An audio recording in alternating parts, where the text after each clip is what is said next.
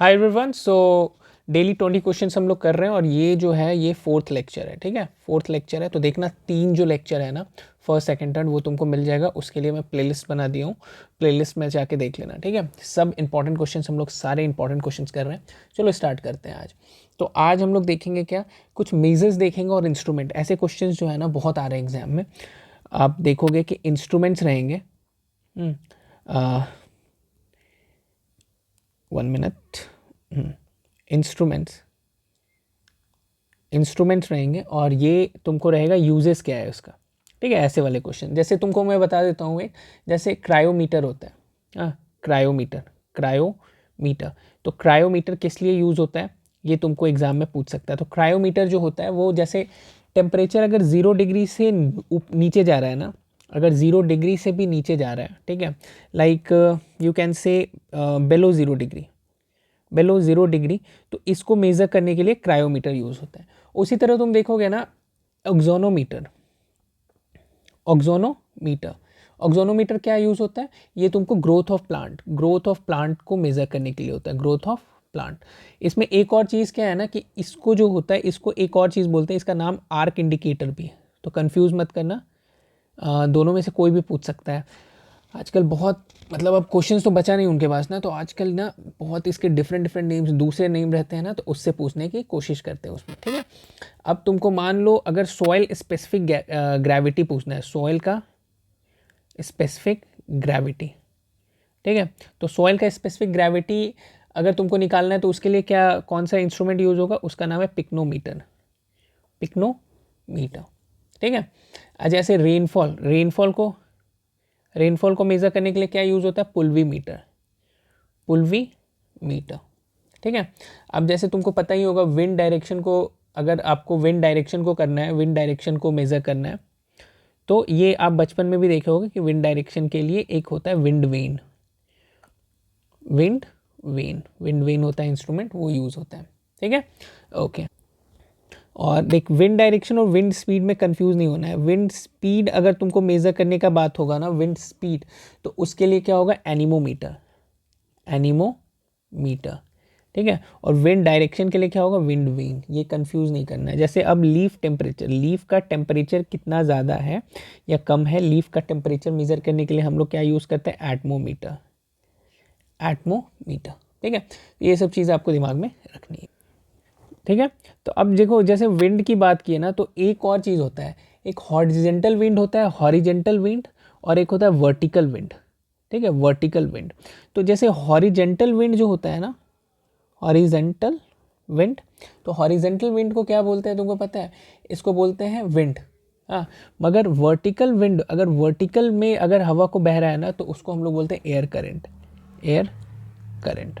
ठीक है, इसको बोलते हैं, हॉरिजेंटल को क्या बोलते हैं, विंड, और अगर ये वर्टिकल, वर्टिकल की बात हो रही है तो उसको बोलेंगे एयर करंट। एक और चीज़ है, हाई स्पीड विंड को भी कुछ बोलते हैं। हाई स्पीड विंड अगर है ना, हाई स्पीड विंड अगर है ना, तो उसको स्क्वेल्स बोलते हैं। डिफरेंट नेम है, याद रखना, स्क्वेल्स, SQUALLS। ठीक है, ओके।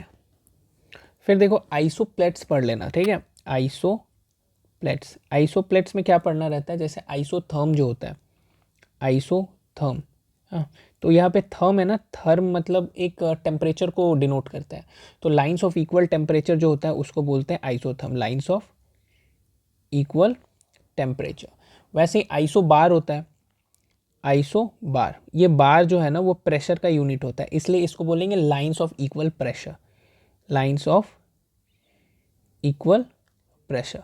ऐसे ही बहुत सारा चीज़ है, उसको तुम बुक्स में तुमको मिल जाएगा, एग्रीकल्चर मेट्रोलॉजी में, वो देख लेना। जैसे रेनफॉल का डेप्थ अगर देखना है तो आइसोप्लेट्स होता है, आइसोप्लेट्स। ठीक है, ये क्या होता है, लाइंस ऑफ इक्वल रेनफॉल। तो ये सब तुम देख लेना। ठीक है, अब एक होता है ना क्लाउड सीडलिंग, क्लाउड सीडिंग, ये तुमको बहुत इंपॉर्टेंट टॉपिक है, इसको तुम ध्यान से देखना, क्लाउड सीडिंग। ठीक है, तो क्लाउड सीडिंग के लिए कुछ मटेरियल यूज़ होता है। हाँ, देखो क्लाउड सीडिंग में ना, क्लाउड सीडिंग दो तरह से होता है, एक होता है कोल्ड क्लाउड, हाँ, और एक होता है वार्म क्लाउड।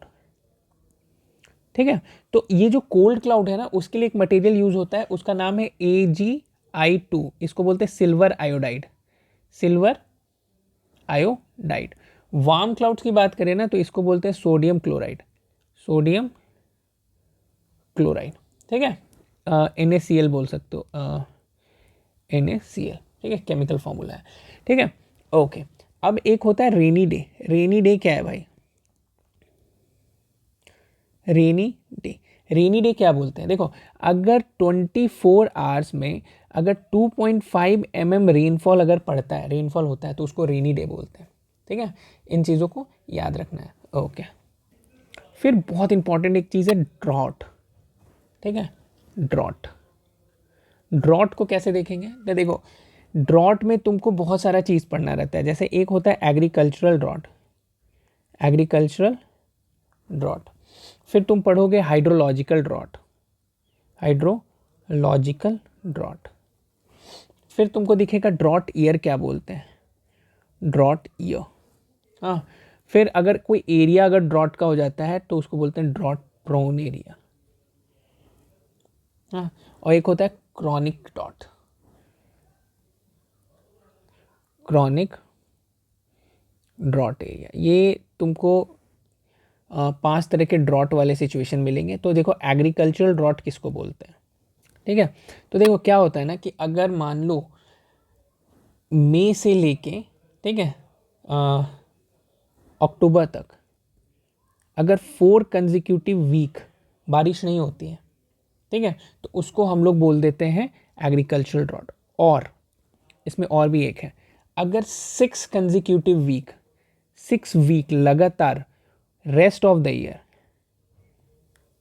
बारिश नहीं होती है तो उसको हम लोग एग्रीकल्चरल ड्रॉट बोल देते हैं, ठीक है। इन चीज़ों को ध्यान में रखना। हाइड्रोलॉजिकल ड्रॉट किसको बोलेंगे? गाँव, जैसे पहले वाटर टेबल यहाँ था, पहले गांव में बोलते हैं ना 200 फीट पे पानी आ जाती है, अब 400 फीट पे पानी आती है या 600 फीट पे पानी आती है। तो ये जो हुआ ना, ये जो चीज़ है, ऐसे वाली चीज़ों को मतलब इसको बोलोगे depletion, depletion of ground water, ground water की नीचे जाना, ग्राउंड वाटर जो नीचे जा रहा है ना, उसको बोलते हैं हाइड्रोलॉजिकल ड्रॉट। फिर एक ड्रॉट ईयर बोलते हैं।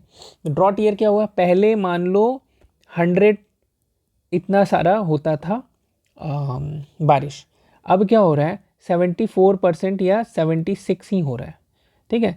तो इसको बोलते हैं ड्रॉट ईयर। देखो, हम इसको समझाने के लिए तुमको बोले ईयर जिसमें एनुअल रेनफॉल 75 लेस देन 75% होता है ना, less than 75% annual rainfall, annual rainfall. इसको अच्छे से समझो तो समझ आएगा कि 100 होता था, अब 75 से भी कम हो रहा है। 75 से कम मतलब 60 हो रहा है, 68 हो रहा है, 74 हो रहा है, पर 75 75 से ऊपर नहीं हो रहा है रेनफॉल। तो ऐसे वाले चीज़ों को हम लोग बोलते हैं ड्रॉट ईयर। फिर होता है drought prone area, drought prone area.